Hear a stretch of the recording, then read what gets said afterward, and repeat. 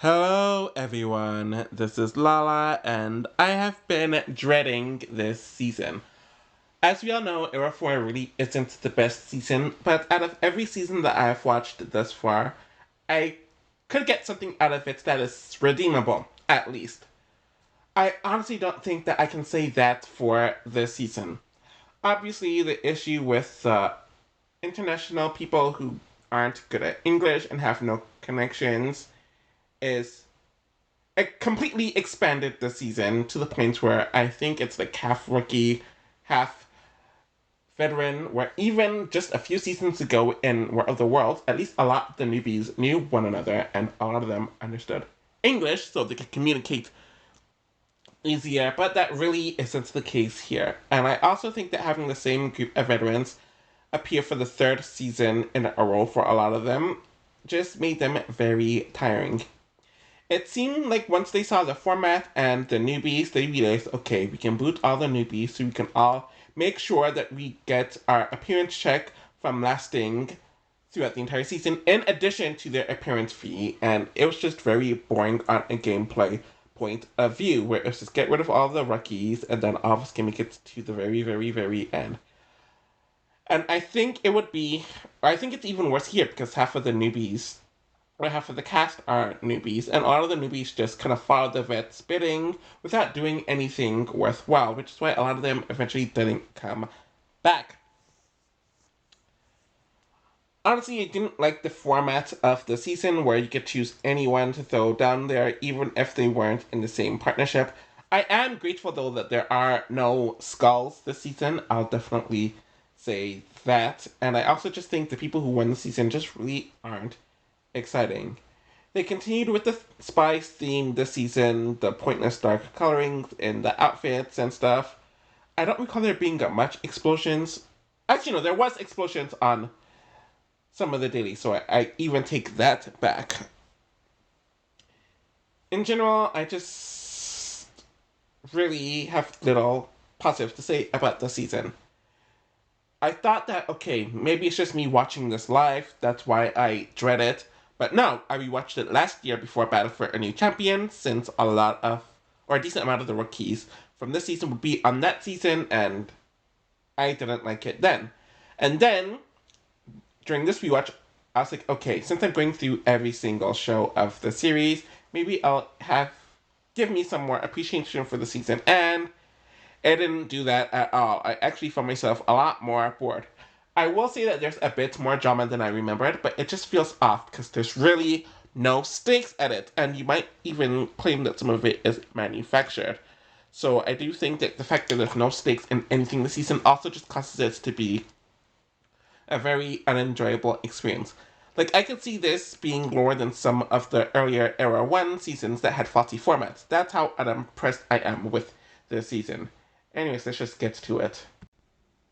The Americans are tied to blocks being chained up, where all the internationals have to find someone to unleash, and they have to solve a safe afterwards.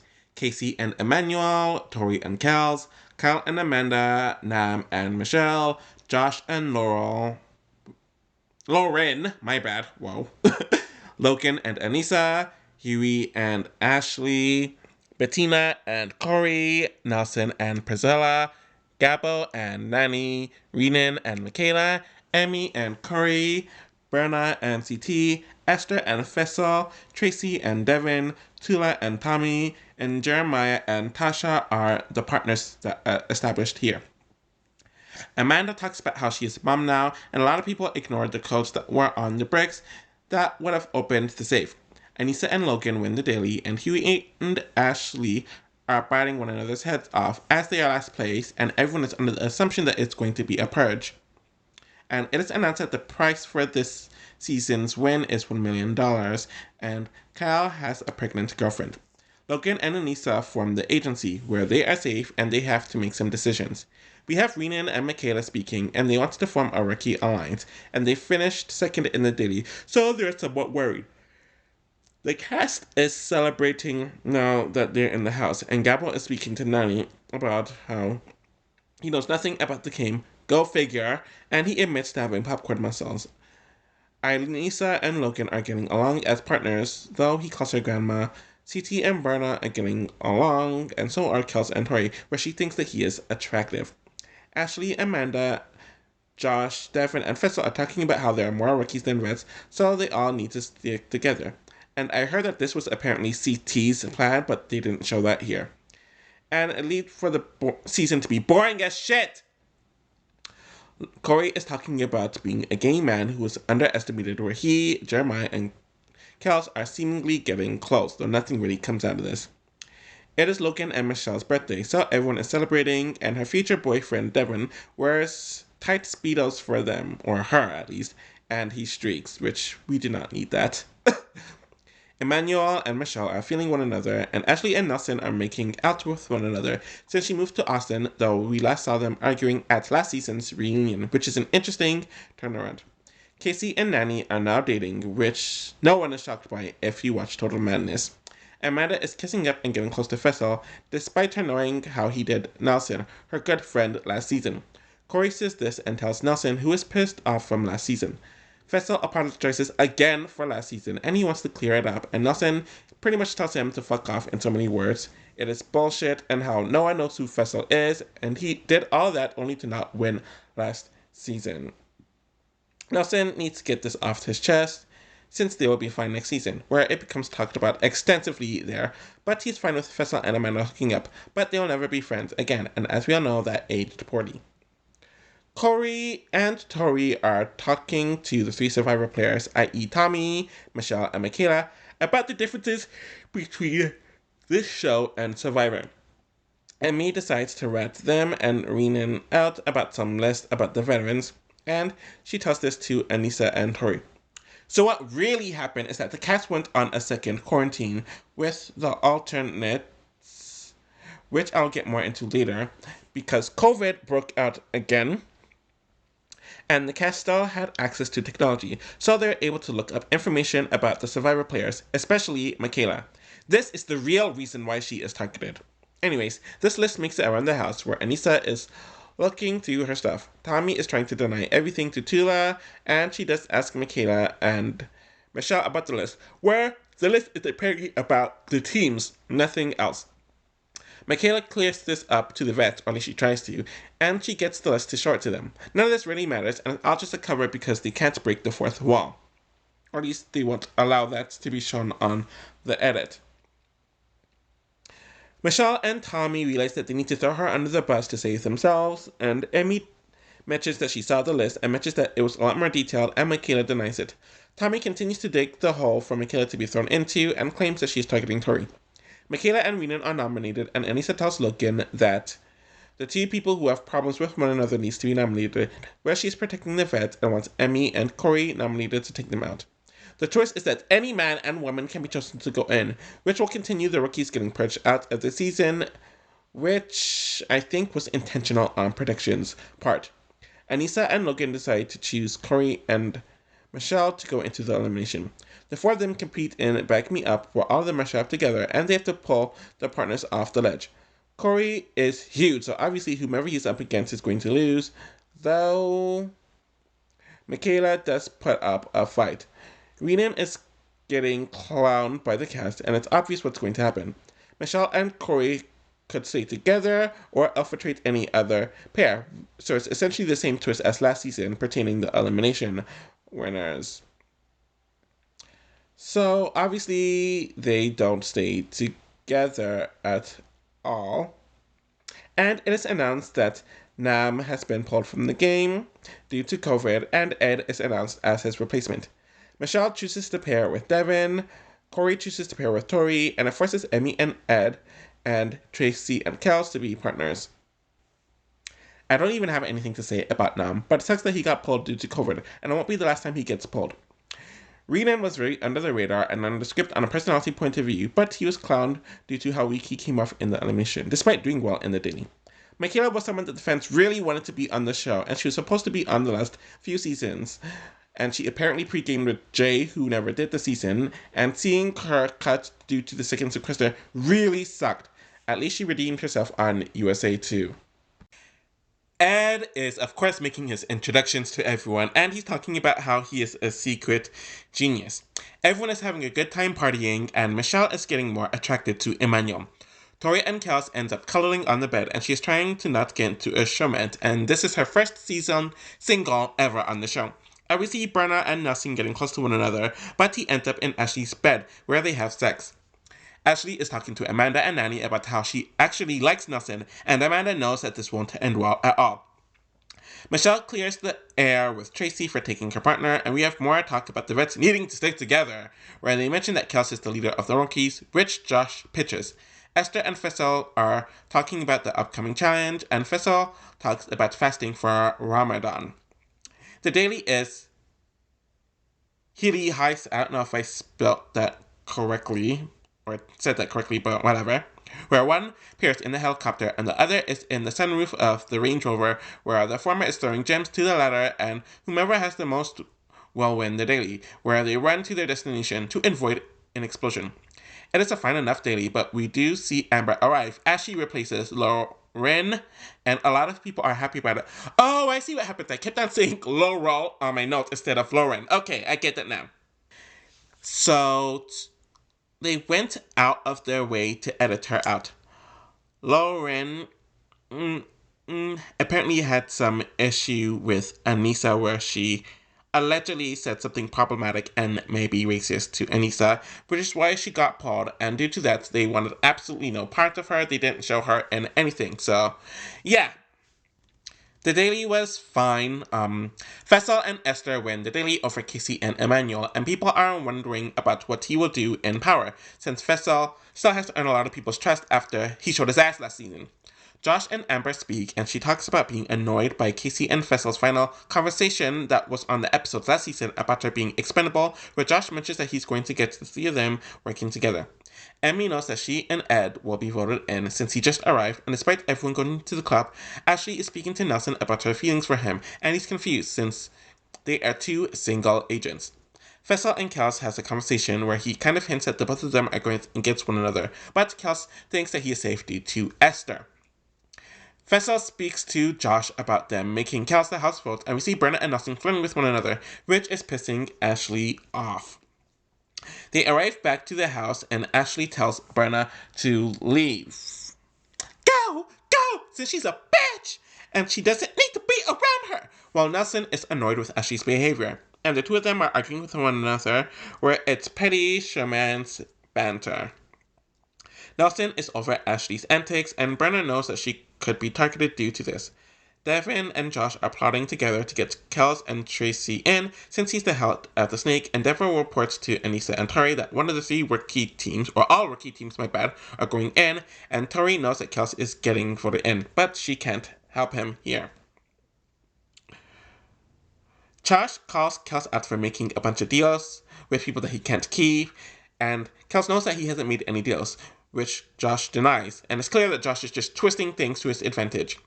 Kels calls Josh out about not being smart or technical, so he isn't capable enough to figure out any deals that he did have, if he did have them, and he needs Josh to admit that he is shook.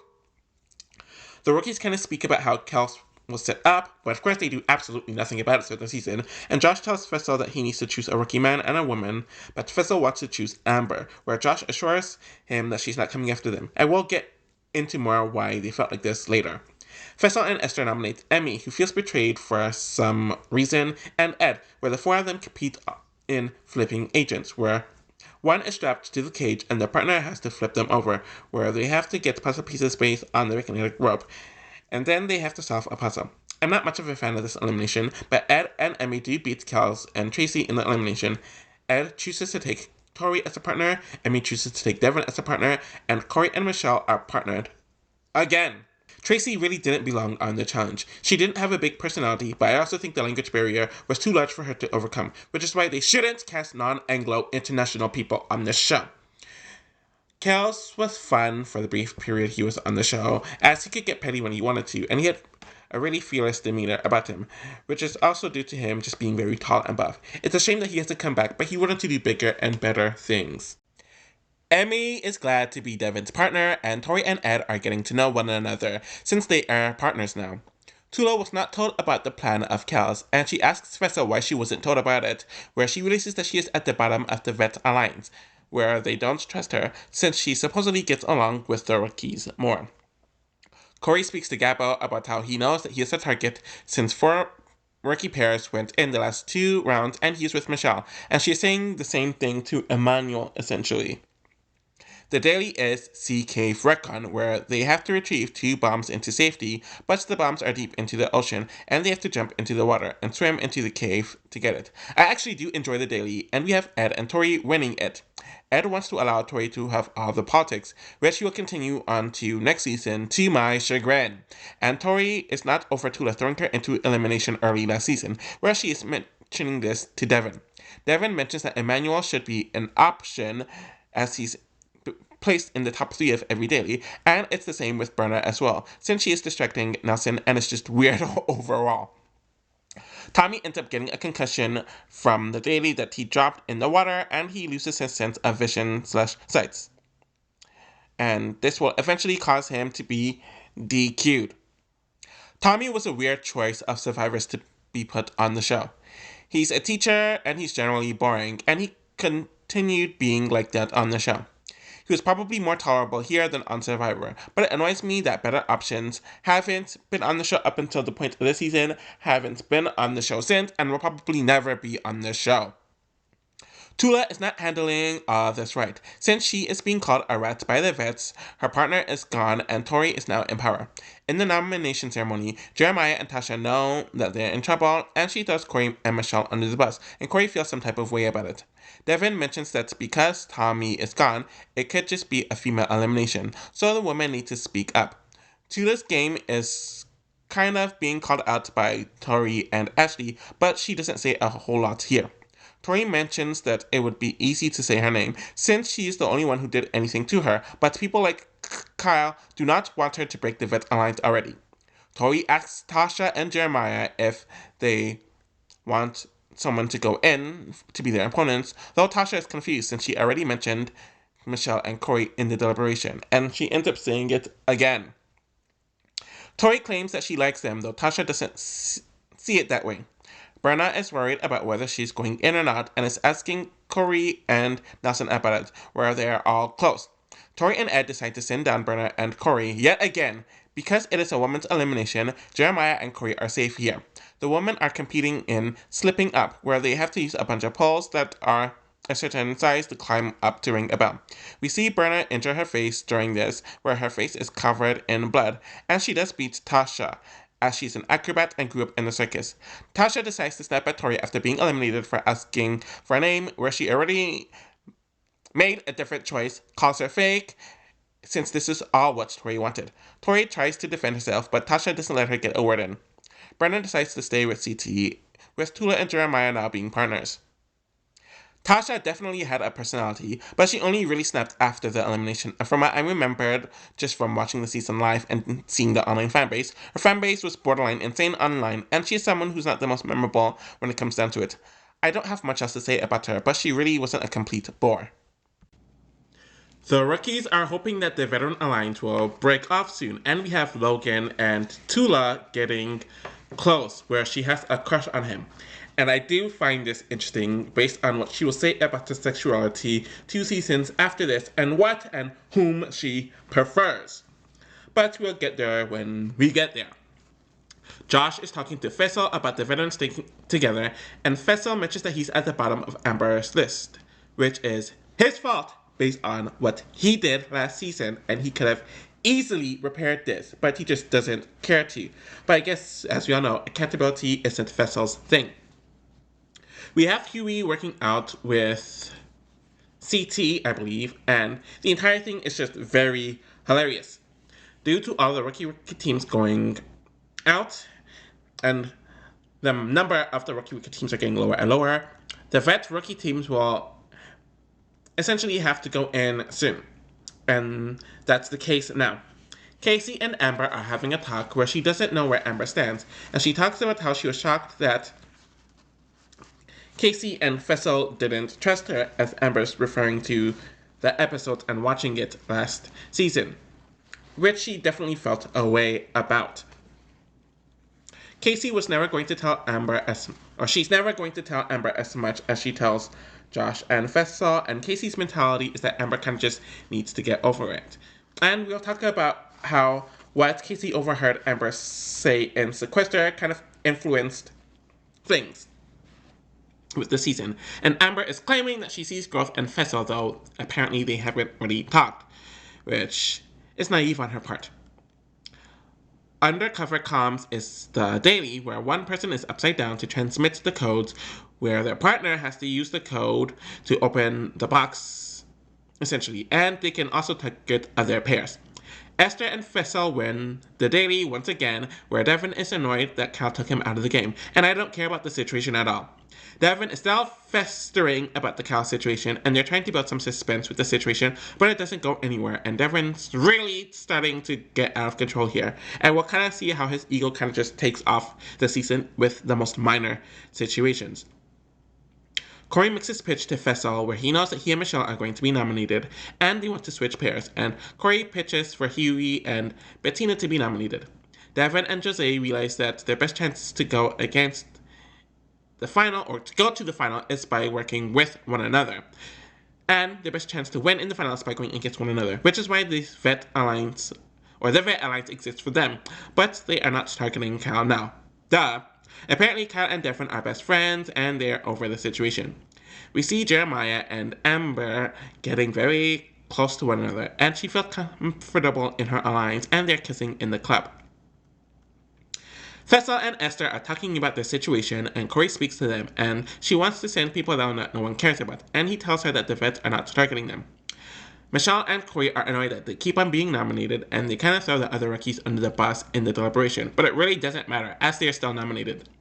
Huey knows that they're talking about him, and he's offended that Corey, as a gay man, is picking a fight about this, and Huey mentions that he burned his last vote on himself and Ashley, which pisses off his partner Ashley. Fessel does not want to nominate Bettina, and he's telling...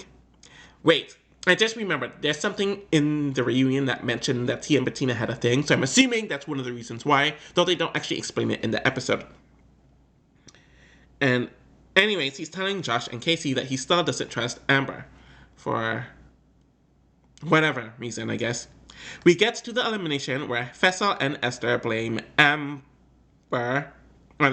nominate Amber, my bad, and Huey's nominated too, which causes Amber and Josh to snap at him, where he told Fessel not to do it, and even before he actually does it, Josh is telling Fessel not to do it, and they're both yelling at him, since Fessel rants about trust, but he does nothing to earn trust or to repair trust himself.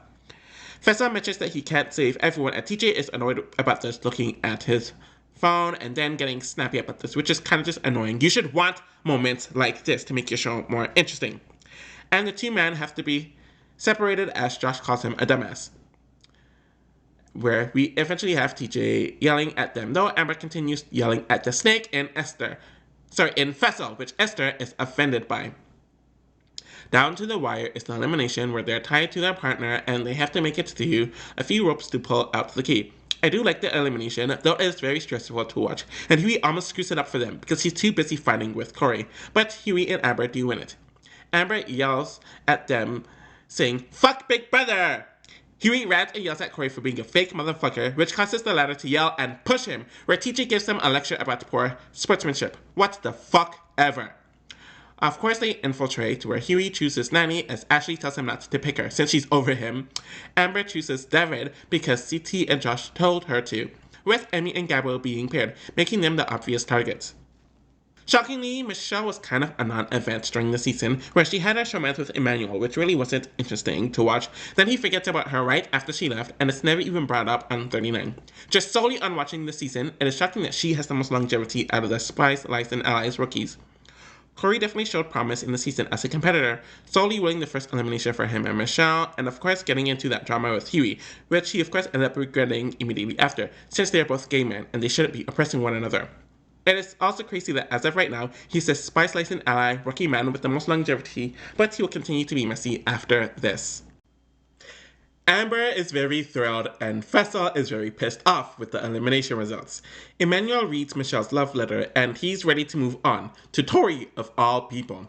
Nanny asks Gabo if he is okay and he knows that he is a target now. Josh and Amber speaks about the blind side and she cries about how she's always at the bottom of Big Brother and he's tried his best to save her, where Berna is over Amber's tears. Fessel mentions that she never spoke to him until she was in danger, and he doesn't get why Josh is mad, where Nanny tells him that he made the right choice. And Fessel is doing the typical deflection and the lack of accountability yet again whenever he is in a sticky situation that he solely put himself in. And this is just old. Casey also doesn't trust Amber and doesn't see why Josh is going so hard for her. And Fessel doesn't feel like he should apologize, though he knows that he should. So essentially, it's the same thing with Nelson all over again. Nelson and Berna are remaining a couple, and we see more of Big T and Logan getting close, where Huey and Nanny want to make their partnership better as well. Emmy and Gabo feel off, and he thinks that she is way too negative, so they don't have the right working relationship. The daily is Minefield, where they have to run through the minefield on opposite ends to get the puzzle pieces, then solve it, where an explosion will be set off. So we're continuing that from the last two seasons. It's an okay daily, but we do see Anissa injure her shoulder while dropping off. Anissa is always getting injured, and she's taken to the ambulance. CT and Berna win the daily, and Logan is worried since Anissa was protecting him, and he is speaking to Josh, who is trying to give him advice and tells him to not volunteer to go into elimination.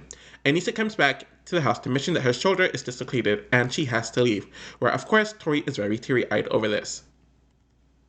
This has been the earliest Anissa has been booted in a while, and I think since Rivals 1, and she didn't get a chance to do much after winning the first daily. She would have made it far this season otherwise, but obviously this isn't the last of her, and we'll see much more of her next season. For some reason, Ed is dancing in his confessional, and Gabby and Emmy want to get different partners, as she's upset at him after the challenge, and he speaks to Nanny about his situation, where she would be fine to be his partner again if he wins.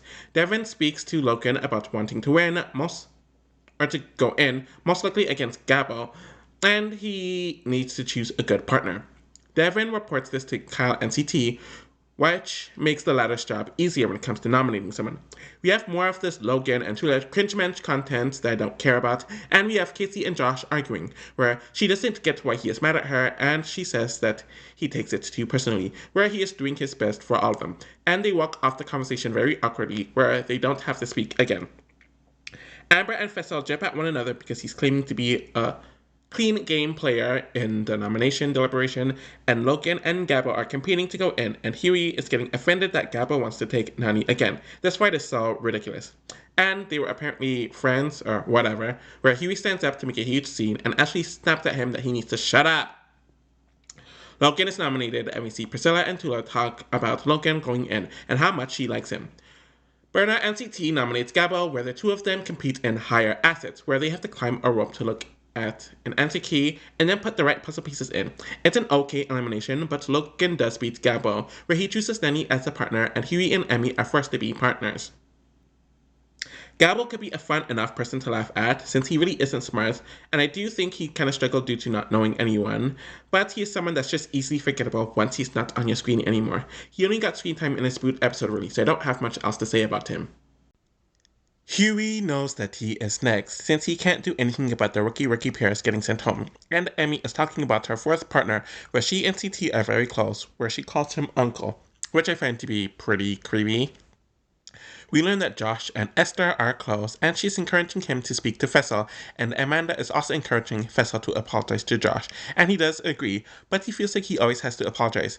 I don't know, maybe because he's always the one fucking up, and he rarely does apologize, or at least sincerely. Casey and Nanny end up going on a date in the house, but we mainly see them talking about Josh and Fessel, where Casey thinks that Josh is being selfish. We move on to Esther and Josh making out in the room, and I want to move on. The daily is turning agents, where they're attached to cars that are spinning in donuts, where they have to remember the code on the truck and to solve the combination. This daily really wasn't notable to me at all in the slightest, but we do have Casey and Emmanuel winning over Josh and Amber and Fessel and Esther. Priscilla, Esther, and Bettina are one of the three women who haven't got into elimination yet, so one of them will probably go in, since there are a lot of rookie pairs. They try to push Emmy's music career, and I'm playing it complete dust. But Josh and Esther make out at the club. Fessel feels a way about all of this, and Amber is complaining to Emmanuel about the Fessel situation, where they haven't spoken at all. Esther and Brenna are annoyed with Amber because she is very fake, and they're tired of her saying that she is nice without proving it, and they just find it to be very annoying. They get back to the house and people want to eat pizza, but Amber's special pizza is eaten. Tori is pushing that Faisal was the one to eat the pizza, and I don't know why Tori did this, especially in this situation where there wasn't any issue yet, and she didn't even know for sure that he ate the pizza. But it also seemed like Faisal was somewhat pushing this at first, where he says that he wants to speak to her, but then he kind of changes his mind. This leads to the two of them arguing about him, turns out, not eating the pizza, and Faisal knows that Tori is trying to stir things up. He doesn't want to call anyone out at this point, and she mentions that he just blindsides people instead of calling people out, clearly referring to the elimination. And people are annoyed about Amber bringing it up, and she probably complained about it to a lot of people over the last week since it happened, so I could see why they're annoyed by it. But they should have had this conversation eons ago. Tori and Corey ends up egging the situation on by breaking Josh into the room where he had absolutely nothing to do with it. So we have Fessa claiming that he doesn't see how it's a blindside, but a lot of the house did know about it. Clearly it's a blindside because he intentionally didn't tell her about it, but whatever. The two of them are yelling at one another at this point. Esther is yelling about her knowing that she was going in, and Amber is insistent that she didn't know, but Esther is insistent that she did know, but she doesn't explain it. Esther didn't need to get involved in this situation at all, as she doesn't even explain herself well at all. And I think because she wasn't explaining herself well, she decided to throw a drink at Amber's face, and Amber doesn't even react. Honestly, if I was Amber, I would have thrown something back. That's just my natural instinct when someone violates me like that. But it just shows that Amber isn't that type of girl. Josh does intervene at this point, and he mentions that Fessel did this last season to Nelson, and Corey is egging Josh up. Nelson calls Josh calls Fessel a whack bitch who has a big ego and is a shit friend. Fessel is telling him to calm down, and they yell about how neither one of them has won. Clearly, they're just hovering over Fessel's personal space at this point, and he's trying to keep calm, but obviously that doesn't work. Josh keeps on putting his fingers in Fessel's face, and then the latter smushes Josh's face, and we have a to be continued. After Fessel smushes Josh's face, Josh decides to throw a cup at him, where it apparently cut Fessel, but nothing was done with it, and Fessel kind of hid it from the producers. And Josh is jumping on the couch at the table, bragging about how he's going home, and will never make it to another final, acting like he's a bad girl, and it's just pathetic. Amber yells at Esther for throwing a drink at her face, and Esther does apologize.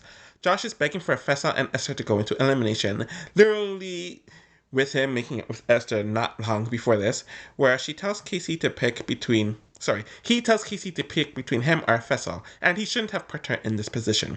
Josh yells at Amanda for her, Corey, and Tori stirring the pot, and he throws another drink. I'm tired of him acting like a bad girl. And he also did this to Swiggy on Total Madness. So he should have kind of expected someone to retaliate eventually. And she tells him to remember who are his actual friends. Ed and Priscilla have to comfort Amber, and Brenna thinks that Amber started and finished it. Corey and Tori are deflecting any responsibility since he mentions that Josh is a grown man, though neither him nor Tori thought that it would actually turn into a physical fight. Fessel and Josh immediately make up, as it really didn't need to turn into this, and Josh cries about Fessel putting his hands on him, though he pushed Devin last season through a drink at Swiggy the season before, and he also gets into several people's faces, from Big Brother and several seasons before on the challenge, where Cassie tells them that this is what everyone wanted, and it's true. They clearly wanted a fight, they clearly wanted a provocation, and they clearly wanted Fessel out, and I think they saw this as an opportunity for something to kind of happen. So Emmy is planning to take CT if she wins the elimination, despite her and Brenna being friends, and her friend Brenna telling her not to choose CT if she wins, but Emmy doesn't give a shit about Brenna. Fessel and Josh do talk it out, where Fessel has never won anything, and how Josh is social, he isn't, and it bothers Josh that he never made it to a final. TJ arrives to the house to tell Fessel that he is going home because of violence. Though people did the same thing he did and didn't go home. People actually did stuff more violent on the show and didn't go home. Honestly, it just seems like the producers kind of just wanted Fessel to go home. Or maybe it was the change of times with what happened in 2020 and them trying to be more woke or whatever. Fessel was definitely as annoying and entitled as he was last season, with doing actions without wanting any of the accountability or the responsibility for his part on it, which would cause some backlash, but he was performing well in the dailies with Esther, and they actually did work well together. Sadly, his drama was the most interesting part of the season, and while I don't care for him overall, and I think it was stupid that he was DQ'd, him going home early here caused us to get a break from him, even though it might have made the season worse. Because Fessel is gone, Esther is by herself, and it makes her an easy person to nominate, as she has no more protection. Corey and Tori do apologize for their part in it, though Devin doesn't buy it at all, and I don't blame him. And Esther is clearly nominated, but people are tired of Amber wanting people to feel sorry for her at this point. Emmanuel speaks to Emmy about her choices as they knew one another from before the show, and she wants to go into elimination. Brenna thinks that Amber should go into the elimination since she started it, and Amber and Esther should solve their issues in the elimination, but CT is over Brenna as she is reckless, a liability, and too messy. Emmy is nominated to face Esther, and they play in some weird version of Hall Brawl called Rage Cage, where they have to go through one another and climb a cage to ring a bell up to the top twice. Emmy does end up beating Esther, who says that she'll come for Amber if she comes back, where she takes CT as a partner, and Brenna and Huey are forced to be together, setting them up as a target, and Brenna says that she will gun for Emmy, and the two women start arguing. Esther is not the most likable, but she performed well in the dailies and is the one partner who worked well with Fessel, so that says a lot. The drama with Amber was much, and so was her romance with Josh. I know they wanted her to come back, since she was offered spots on Ride or Dies and Battle for a New Champion, but her visa issues caused her to not come back, and I do think that her time to come back has passed though, since it's approaching 4 years since this season, and she hasn't been back. Berna feels betrayed, paralyzed, and thinks Emmy is fake, and the vets are hoping that the rookies aren't catching on to the fact that they are forced to create a rookie team so they can be sent home. Brenna rants about how Emmy is getting used, and Nelson asks Emmy why didn't she tell her, since Brenna is her sister.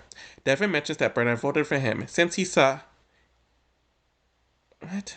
Okay. Devin mentions that Brenna voted for him, which is why he wants her gone. And Amber is annoyed that Brenna voted for her, where Emmy mentions that Nelson trusts Brenna too much.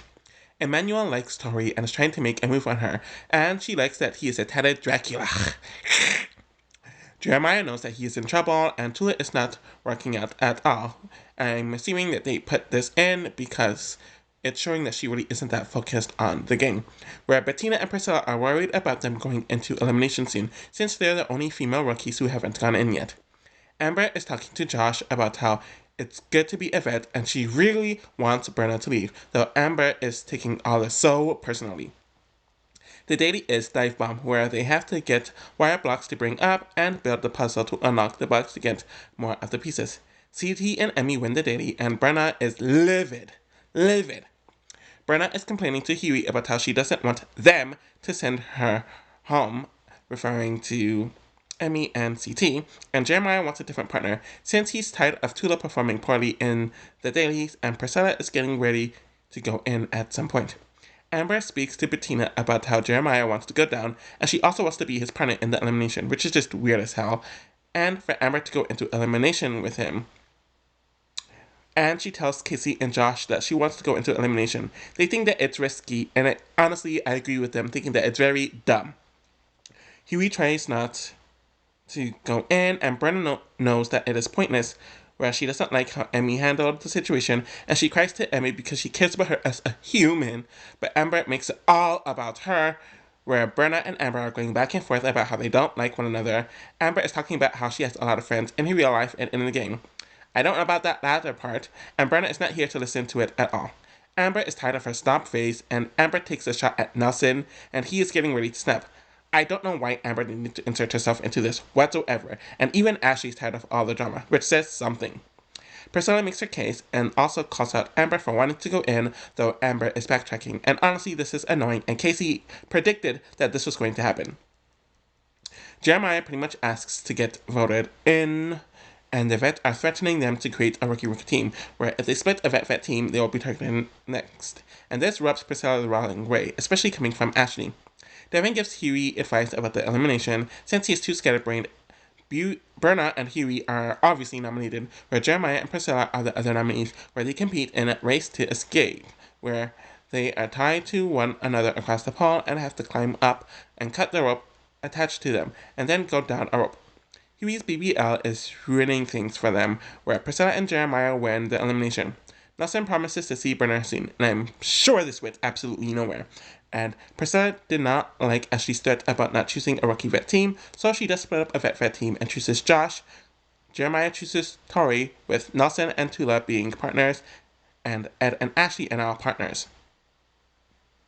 Huey was a fun personality on the show, as he is really funny, not afraid of the drama, and it's just very chaotic all the way around, where he's really one of the only few memorable rookies on the season, especially from the male side, though obviously competitively he really just can't keep up.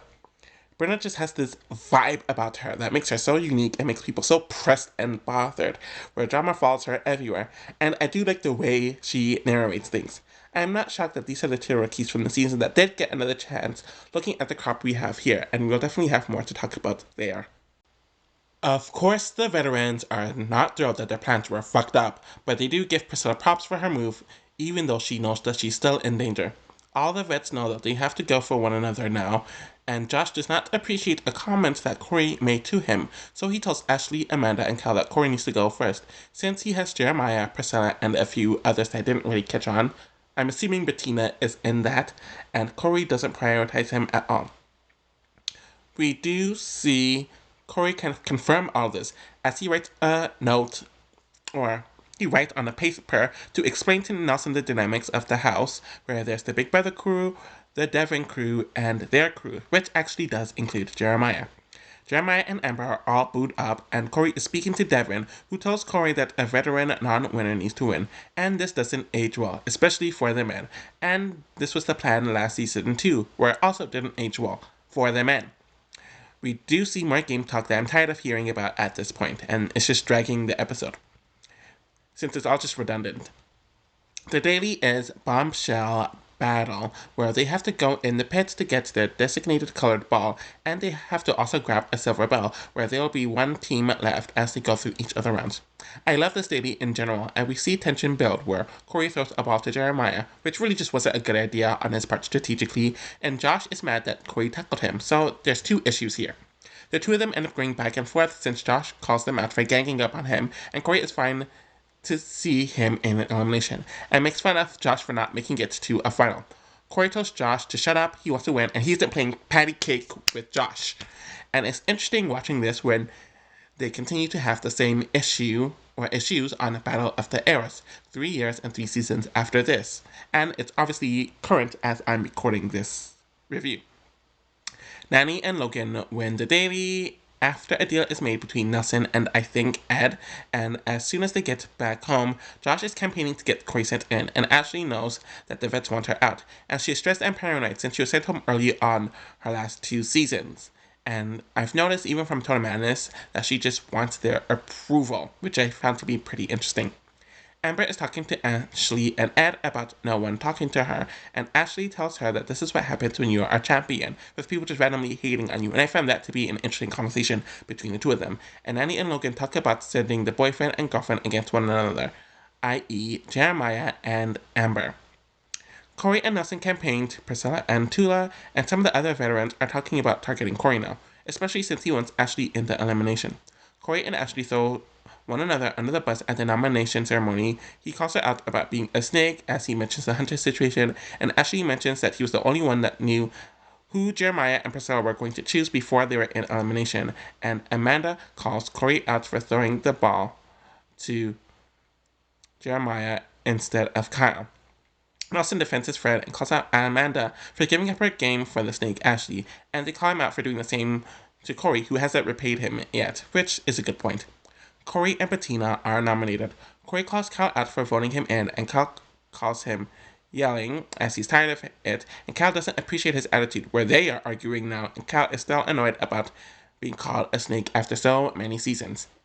Jeremiah and Amber are sent into elimination to be their opponents as the four of them play hang in balance, where they are walking across an edgy beam and they have to carry a bunch of poles across while holding onto their partner.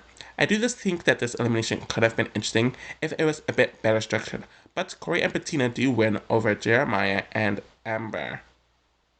They are sent back to the group without choosing partners, showing that something is going to change. I will give Amber props for speaking up more, not taking shit, and becoming a bit more fiery, but I can't lie, she did annoy me a lot throughout the season, but this is probably her at her most interesting. After the festival drama, there really wasn't much to talk about, and I do see why people got annoyed with her this season. Jeremiah was a cool enough person, but he's very under the radar and not the most interesting person to watch. It would have been cool to see him and Johnny on a season together since they're BFFs, but that never happened. It's crazy how Amber and Jeremiah were a lovey-dovey couple who were talking about being something after the season, but I'm pretty sure she met Chauncey literally right after they were eliminated, and we'll get into that over the next 2 seasons. Corey comes back, not trusting any of the veterans, where he and Nelson realize that they're on the outs. Corey is especially pissed off at Kyle, Amanda, and Devin. Tori and CT talk about Amber losing her first elimination, and he isn't shocked she is out because she isn't good at anything else but running, where they are speculating about the lack of a partner change. Bettina and Priscilla talk about the former being on her own in Sweden, and Priscilla talking about being a first generation Brit, and they're clearly setting this up because they aren't lasting much longer now. Not talking about the Logan and Tua situation, so moving right along, and Amanda talks to her son through the video call where she had him during the pandemic, and it's a nice scene to see here, and she's very humanized. TJ finally announces the new format, but it will come through the daily Diamond Dash, where they have to run and grab a sledgehammer, where they have to break some code and put a diamond in one of the 3 platforms, which will represent the 3 teams. The Ruby team consists of Emmy, Corey, Tula, Logan, Priscilla, and Kyle. The Sapphire team consists of Ed, Amanda, CT, Bettina, Nelson, and Ashley, and the Emerald team consists of Nani, Josh, Casey, Devin, Tori, and Emmanuel. The teams then have to break the cage their diamond is in and do it by breaking some blocks and wing it on the thing holding the shell together. The Emerald team wins this daily and they also make the agency, but a woman is getting sent home here. Kyle does not like his Ruby team and wants to join Team Emerald, where Amanda and Ashley are talking about who needs to be sent in. Priscilla knows that she is a target, and she and Tori know what is up, though Tori respects her a lot. Logan does not like Tula back in that way, and that's all I'm going to say about it. Priscilla and Tula talk about what they need to say to save themselves. Team Emerald talks about who they want to throw in, and people like Josh and Nani mention Ashley's name, since she's too untrustworthy, and even Tori mentions that she doesn't want Ashley in the final. Priscilla is nominated, and she can choose her opponent, and she decides to go with Ashley. They are playing Seek and Destroy, where they have to find 8 sequenced tires, and then look at the color code to rearrange the tires in that order. There. I actually do like the elimination, and seeing Ashley proud to go in over the single mother nurse Amanda is nice, making the friendship come off as less one-sided as it appears on the edits throughout the seasons. Ashley does win over Priscilla, and we have the veterans yelling the answers. And here's I noticed that the audience help starts becoming a lot more obnoxious and prevalent here, which will continue on the next few seasons, and it's really annoying as hell, and it really just shows the downfall of the show, in my opinion. Obviously, Ashley sticks with her team. A lot of Priscilla's screen time was mainly in the confessionals throughout a lot of her time on this season. Clearly, it was setting her up to be one of the smarter rookies leading up to this move that she made, and she did make the ballsy move of targeting the Beth Alliance, which is more than what damn near all of the other rookies could say they did this season. It would have been cool to see her back, but honestly, I'm not sad that she hasn't been back since, to be honest. Corey is over Kyle trashing his own team and cheering for Team Emerald, and Nanny speaks to Ashley about still not being very loyal. Though Ashley does wants to be friends with all of them, though they know that whichever guy wins will infiltrate to the green team. Logan got injured in the last challenge, and Corey is trying to motivate their team with a boot camp session, which was pretty nice. Ed speaks to his mother, who was on the circle, and it's clear that he's going home based on not getting screen time until now, conveniently, and Tula speaks to her sister as well. Nelson also speaks to his mother, and Cal speaks to his pregnant girlfriend, and they just got married recently as I'm recording this. Emmanuel is a class clown dressing up in girls' clothing, and the two of them are getting closer to one another, and by the two, I'm referring to him and Tori. The daily is satellite sabotage, where they have to leap from satellite arm and satellite arm, or to satellite arm, which goes further and further from the last, where they have to avoid fire hoses and pull a plug, with this being high up in the air. I actually do really like this daily, though it is relatively unsafe. Kyle accidentally screws it up for Ruby winning, so Emerald wins. Obviously, Logan and Ed are going to be targeted as they are two rookies, but Logan is injured, and Ed wants to throw in the sword for Logan. Kyle realizes that this is his chance of going. He realizes that his chances of going into elimination are very high, and he's down on himself. Some people think that it's brave and nice for Ed to step in for Logan, and others, like Ashley, think it's down for him to sacrifice himself for someone he just met and won't speak in 3 months. And I agree with her, and I doubt that they're in contact now. Emerald tells the guys that Ed is probably going to choose a vet guy. Ed chooses Cal as his opponent in pole wrestle, and this wasn't the smartest choice, with Cal's success in it. Of course, Cal beats Ed as the latter exerts too much energy, and he decides to switch onto the Emerald team, taking Nelson's spot. I don't know why so many of the fans overhyped Ed on the season. He has a cool enough personality, but he really didn't do much of anything in the season, as he kind of just blended in behind the vet and then gave himself up to elimination where he didn't need to. This isn't the last we see of him, since he's obviously on 39, but I don't have much to say about him this season. Nelson decides to confront Kyle as soon as they walk back to the house, as he sees Kyle as a snake, and they do the head leading thing once again, and I can barely understand what either of them are yelling at one another. And they did the same thing on Total Madness, and security of course breaks them up, and Kyle tells him to deal with taking his team, bitch. Corey tells Nelson to calm down and takes him aside, and Corey is glad that they're on the same team now. Kyle complains to Tula as he did what he needed to do because he didn't want to run a Fiona with CT, and CT doesn't trust Kyle at all, especially after last season. CT wants to get rid of the layups on his team, so he wants Emmy to go into elimination and replace one of the women on his team. Amanda, Ashley, and Josh are talking about how Emmy wants Bettina out and would do it herself, which the latter ends up overhearing. Corey has to console his former partner, Bettina, as she's been alone the entire season, and apparently this was a thing that was kind of just edited out. The daily is brush contact, where they have to run Cash to the other side while dealing with their colliding opponents, and it's an okay daily, where we have Bettina and Ashley kind of arguing a bit, where of course Team Emerald wins for the third time, though they don't want people joining their team. Everyone knows that Bettina is going in, but people like Ashley and Amanda are worried about Bettina picking them, which she ends up denying once they ask her. Amanda twists things to Emmy about how Bettina wants to choose her, and she can beat Emmy, which is pissing the latter off. She speaks to Bettina and thinks that Bettina is being fake, so the two of them are arguing based off the stuff Amanda stirred up, which Tori knew about and doesn't like. Emmy rants and freaks out to the entire cast, and it's just an entire mess. This argument pretty much guarantees that the two women are going in, and Emmy is freaking out about getting a puzzle, though the Emerald team is trying to convince her to go in and go to Sapphire. Amanda tells the cast that she will leave Sapphire to go on to Emerald, and everyone knows what she's trying to do here. Emmy is nominated, and Tori speaks to Bettina about how Amanda wearing green freaked out the Emerald team, but she doesn't want Bettina to count herself out, which is why the votes were switched.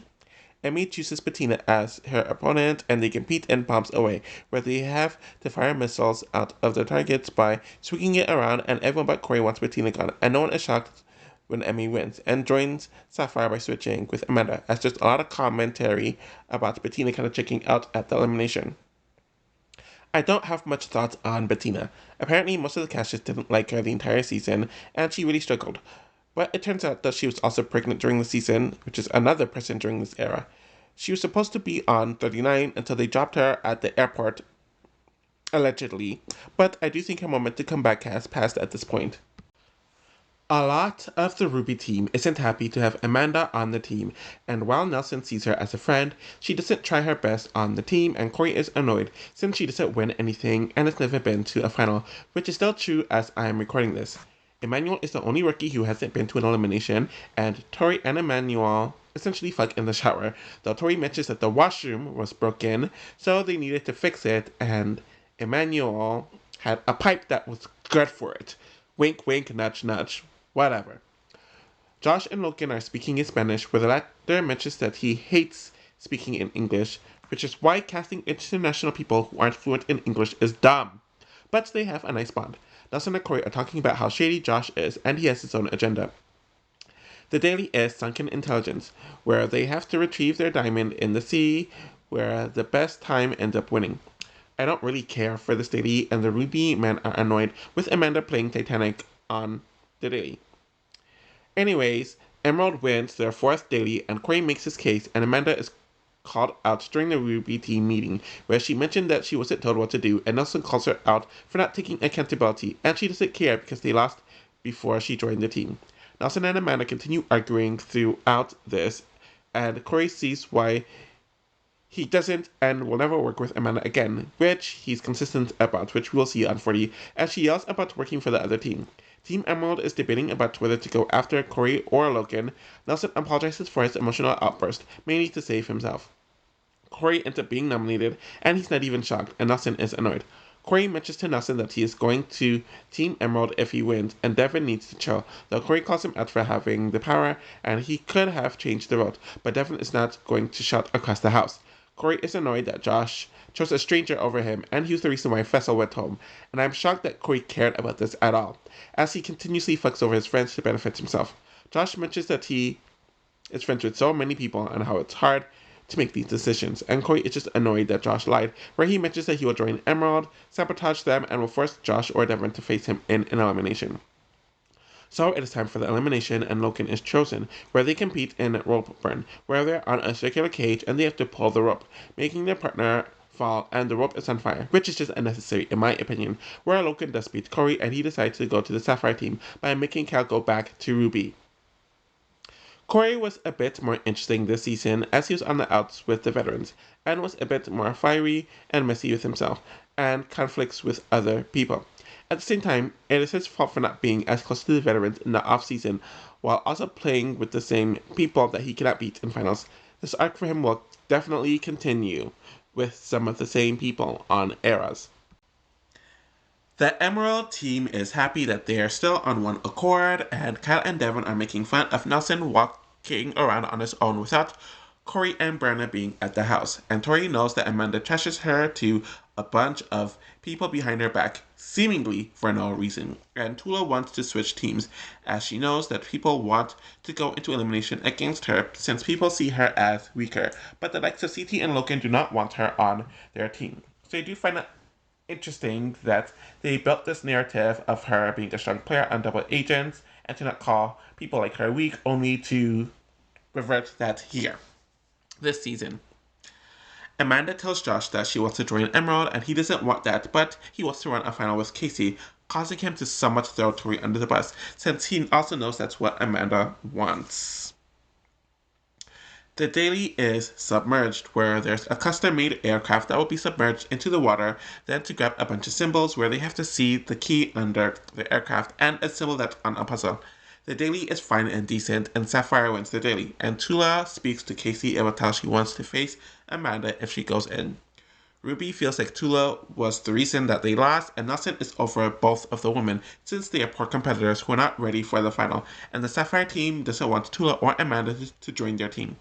Amanda and Ashley talk about Amanda's fate, since she knows that they are sitting around talking about her going in, where they ask the woman if they're plotting against her. She calls out Tori, Nani, and Casey for not choosing one another, and Tula will want to choose her, and the other women call her out for thinking that they are safe, and Nani defends her woman against Amanda, so they have a back and forth, though Tori feels like Amanda is going to choose Tula, since she knows that they are both weak.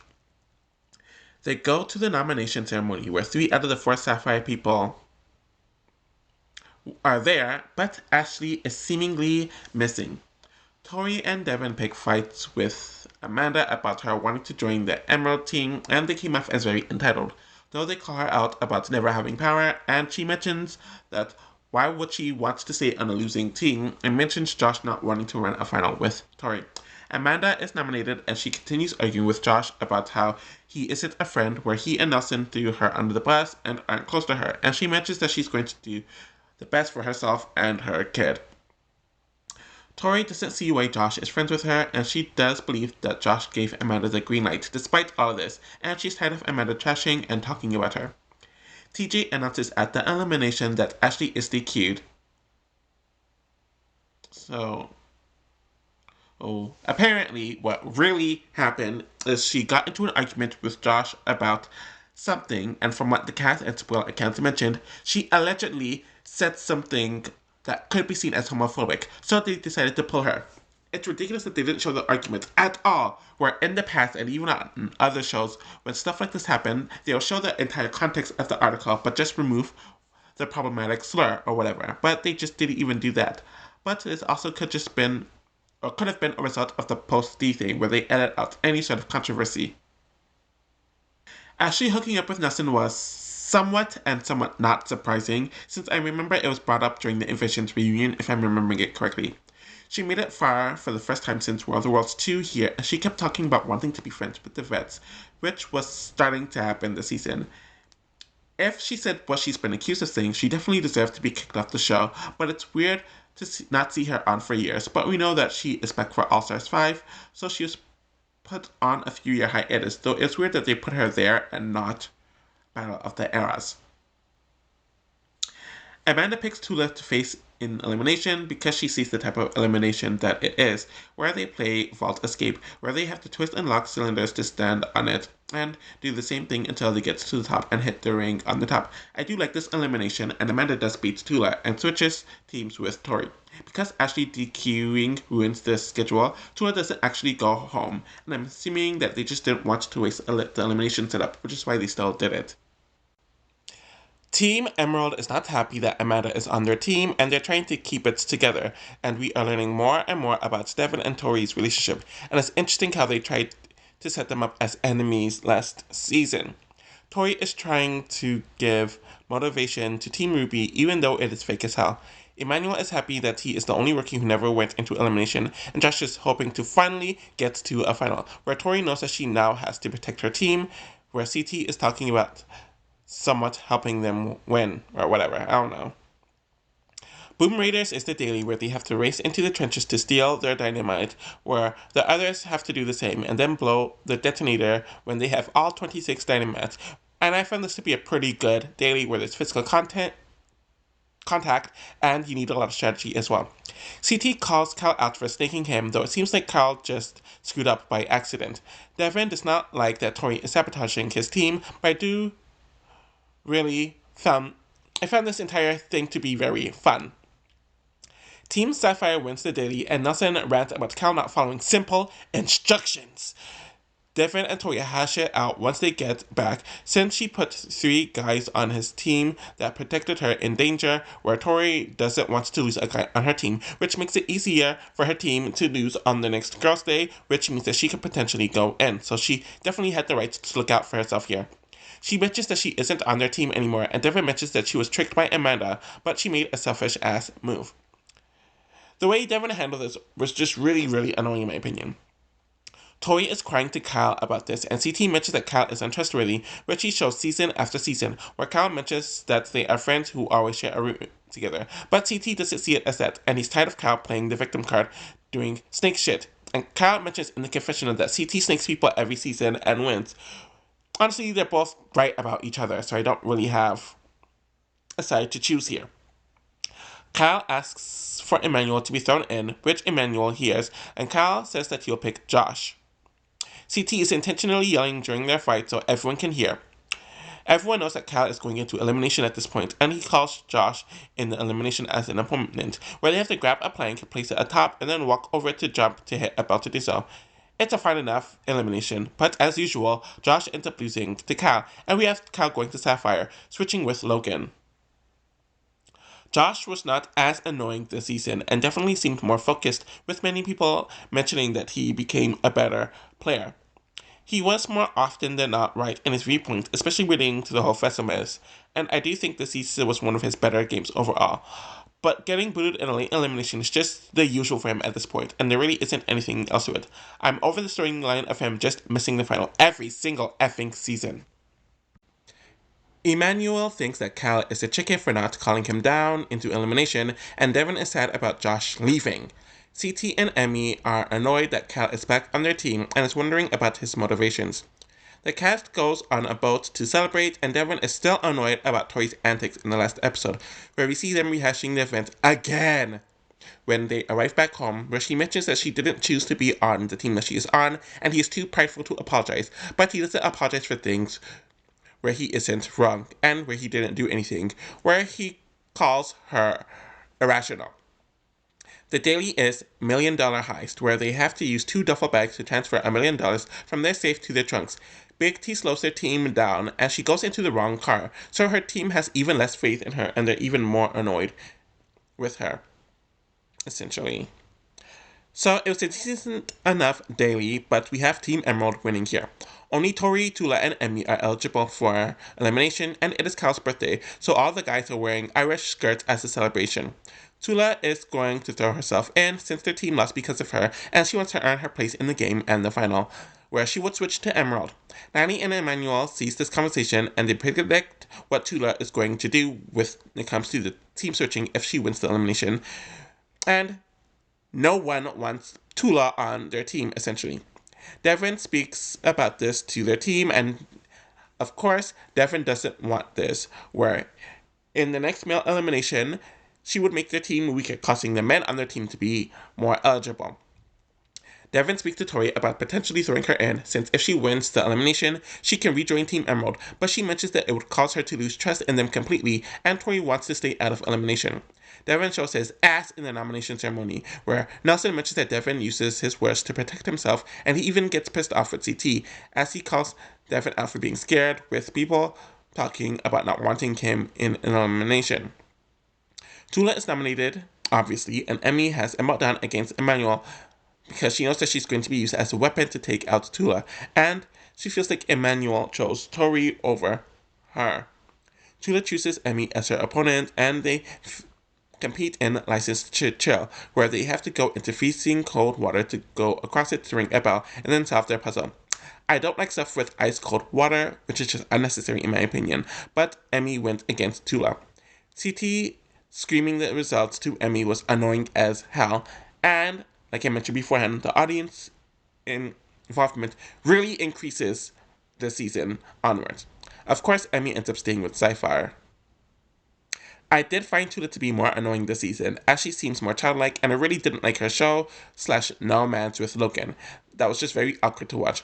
Apparently, the setup of the season was with her and Cal entering with the newbie. International people caused her to be on the outs with the veterans. That caused a lot of distress, and Cal apparently threw her under the bus. I do think that it's clear that she is one of the weaker women, and all the props from last season was essentially reversed here. CT speaks to his wife through a video call, and he talks about wanting to win 2 seasons in a row, where he's also speaking to his son. Emmanuel wants to move to the States if he wins. I don't think he does that even when he won 2 seasons later, but his family doesn't have a lot of money. Tori also really wants to be a winner, and she talks about how difficult her breakup with Jordan was. All the guys are talking about how they don't want to see CT in a final, yet they never do anything about it, and Cal wants to save Devin, since the latter apparently saved him many times before, and they're curious about the final guy's elimination.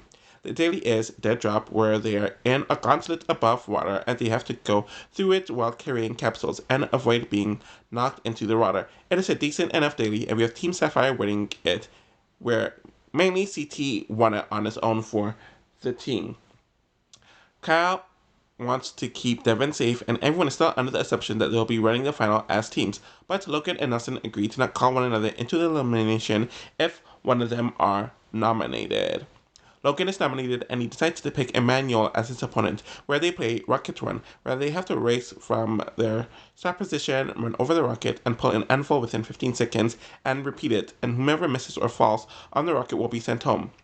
They do decrease it to 10 seconds after a while, and I actually do enjoy this elimination, with it being heavily endurance based, but Emmanuel does beat Logan. Honestly, you can tell the language barrier was a huge struggle for Logan on the show, and it shows the poor position that international people who aren't fluent in English are put in on the show. At the same time, he was boring as hell. I didn't like his showman/nomance with Tula, but I do give him props as a competitor. I know he was in the running to be on 39, but that didn't end up happening as he didn't make it through, and I think his opportunity to come back came and went at this point. TJ tells them that they're going to be more eliminations tonight, as they have way too many people, and because they had to do the second quarantine, which caused filming to be pushed back, they needed to get rid of people quicker. So one more woman and man will be booted, and the teams are no more. I don't know why they were so focused on going to the end as a team, but they have to individually vote a woman and a man to go down. Amanda is voted into elimination, where she chooses Tori, and they play drone drop, where a football will be dropped onto the sand, and they have to fight to put it in a bin. And it's really no contest with Tori dog walking Amanda.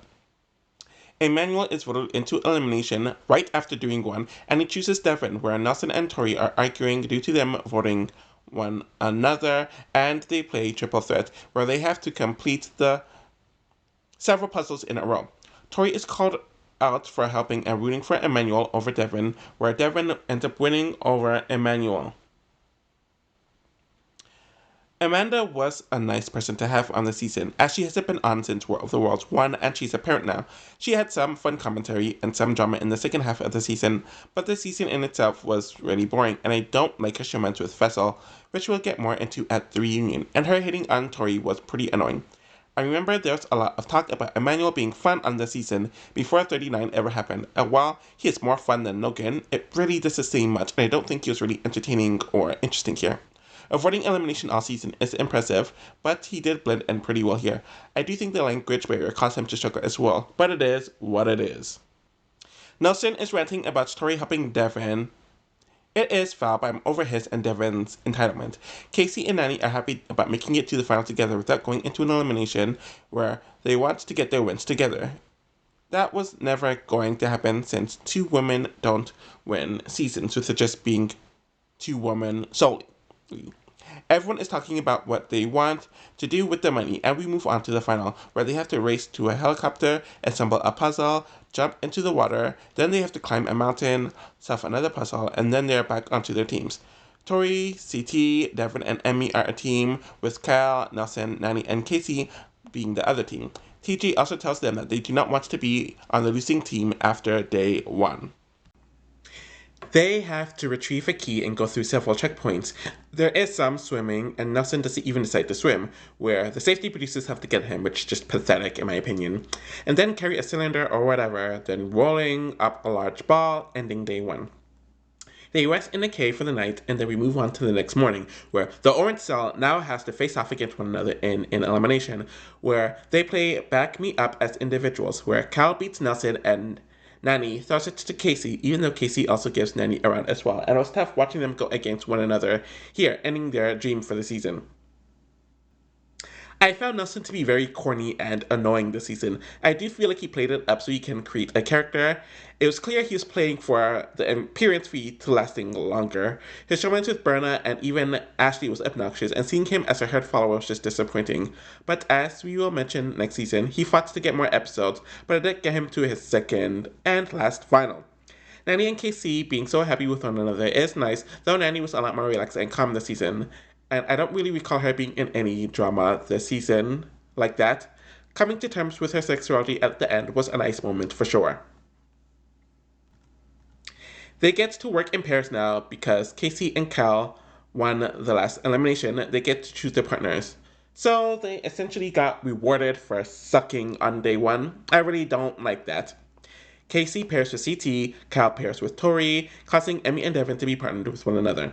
They have to race to the top of the mountain to retrieve their code or whatever and open the safe where whomever gets the diamond wins the season, but they get to decide how much of the money they want to share with second and third place. Emmy and Devin get third, Tori and Cal get second, and CT and Casey get first, where they give the others 100,000 to each of them.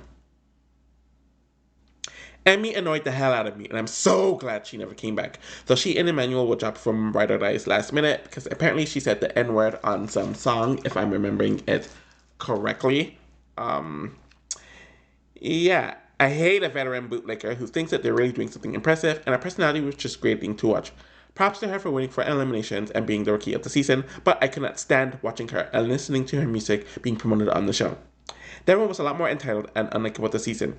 Obviously, the Vacation Alliance was formed at this point and he really wanted to win, but the way he acted whenever someone made a move that wasn't in his benefit, but was in the benefit of themselves, was infuriating to deal with, and he started to act like the person he hated the most. Bananas. Tori coming back single for the first time was interesting to deal with since Jordan was always kind of lingering somehow on all of her other seasons. She continued to perform well, though I somewhat saw why people started to really not like her around this time. Honestly, she should have won the season based on how she performed on most of the final. As I'm recording this, it is Cal's last season here, and he really wanted to win this time because he was about to be a father. He had his rift with CT, which was kind of repetitive, and the same thing with his fight with Nelson. And I think that's kind of the issue with Cal. A lot of his content was repetitive and it's just been there, done that, despite him being decently enjoyable this season. I know he went back to Geordie Shore around this point in time, which is why he hasn't been back since. I don't have much to say about either win of the season, and I honestly think they were both pretty boring. Casey winning was bound to happen, and she played a good game outside of day one of the final. She and Annie were just focusing on themselves, and it did feel for her with balancing the mess with Josh and Fessel, though she did have an arrogant side as well when it came to handling this and Amber.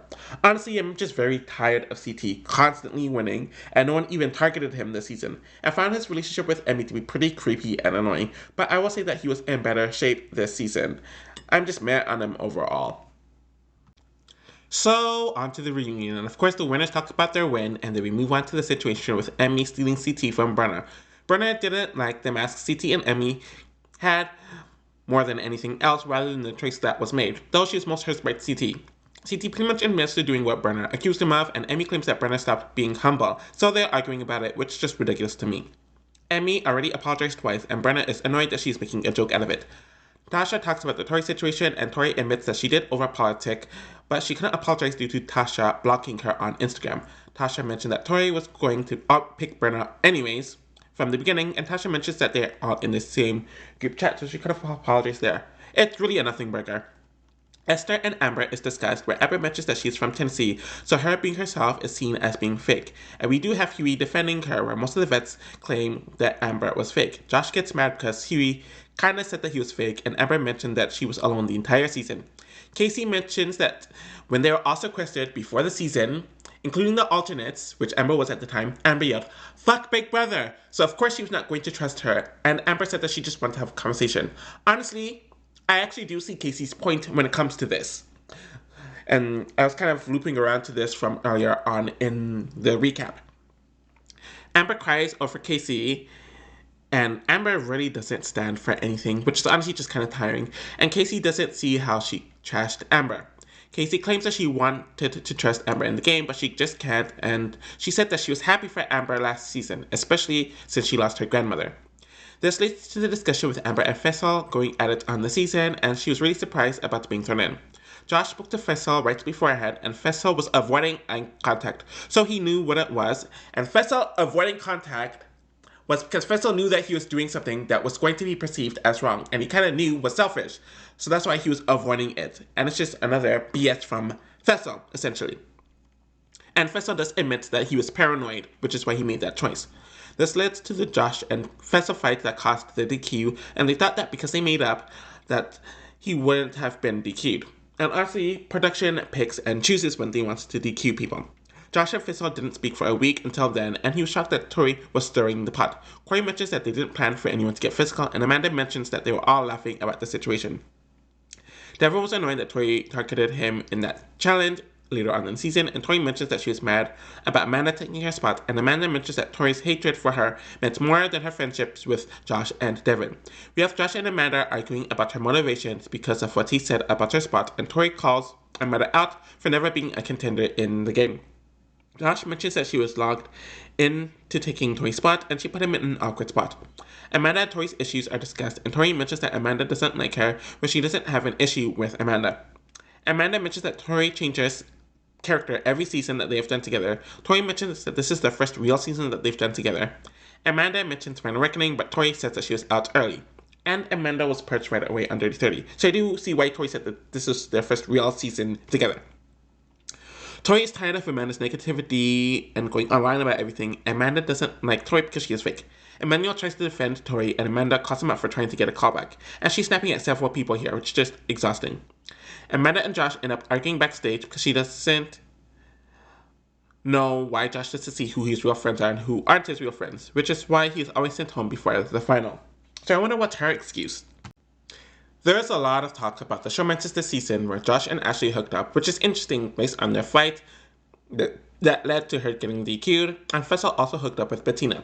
Apparently Nelson backed off Ashley because she kissed Gabbo, and they are still friends today, and Brenna doesn't like that they're fighting over him, where Ashley told Brenna that he fucked her the night before, and he said that they only kissed. Nelson does admit that he lied, and he does apologize to Brenna. Tori hung out with Emmanuel in Romania with his family, and it seems like when they are together, they hook up, including Amsterdam, where they are filming their reunion. Michelle felt away about Tori and Emmanuel hooking up right after she left, especially since Tori ignored her after that, where they spoke about it on the Challenge podcast. Devin outs that Michelle hooked up with Fessel, and Amanda also calls it out, where Michelle mentions that she hooked up with Fessel because Amanda and Fessel were not together when she was eliminated, and Michelle asked Fessel about it, where he denied it in Florida. Amanda mentioned that Michelle's stories do not add up, and Michelle said that she apologized to Amanda so many times, but she didn't appreciate Amanda making a huge thing on social media and now at the reunion. Fessel wrote a note about visiting Amanda in Colorado when he was eliminated, which eventually happened. They hooked up after the show, and then they went to Mexico, where he hooked up with another woman several times, and he hooked up with other women several times, including her going to a fight that he had, like a professional fight, not like a legit fight, where they eventually decided to make a try, and it didn't work. Fessel apologizes to her, and she says that it was a joke since he's smiling through it, though he already said this to her. Amanda does not want any man who wants to be with or to be a player, since she does not want to raise her son to be around that or to be like that, and whoever she is dating will be around her son, obviously. Amanda and Michelle argue backstage, and this continues to her and Fessel arguing backstage as well, where she calls him out for turning up for the camera but not to say his actual feelings on camera. Casey and Nany's relationship is discussed, and Nany was not going to do the season at all, but Casey pushed for her to do it, and they decided to make it a go at it this season as a couple.